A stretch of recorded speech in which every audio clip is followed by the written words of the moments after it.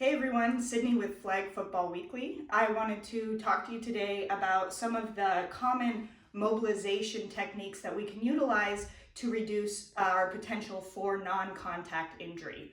If you remember, a couple weeks ago we introduced the concept of fascia, and for this conversation I'm talking about the fascial-muscle relationship. So ideally, fascia and muscle should be together and they should have a nice slide and glide relationship. Unfortunately, often due to previous injury, activities of daily living, like bad shoe wear or sitting in the car too long, these tissues kind of get stuck.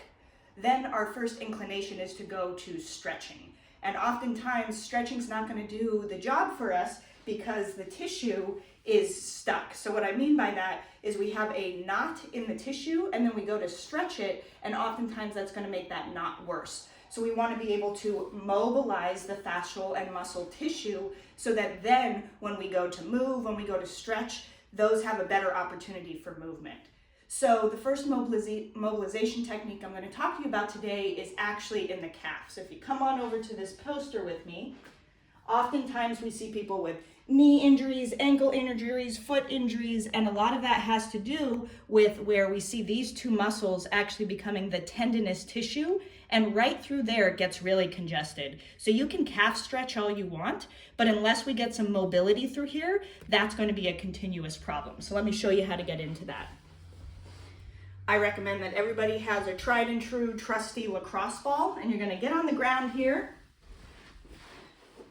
And with that lacrosse ball, I like to just do an initial scan. So we're going to just scan the muscle, looking for tight areas. And about halfway in my lower leg is where that muscle turns into tendinous tissue. So in that tendinous tissue, I want to get the lacrosse ball there. And when we're doing mobilizations, what you want to think about is we have this knot and we're trying to use the ball to melt the knot around the ball. So that's where the word mobilization comes through. So you want to find that spot where it feels like a dull ache. It's not sharp, but it's more of a dull ache. And you can start with just using the weight of your leg. You could take it up a notch by using your other leg to put some weight on it.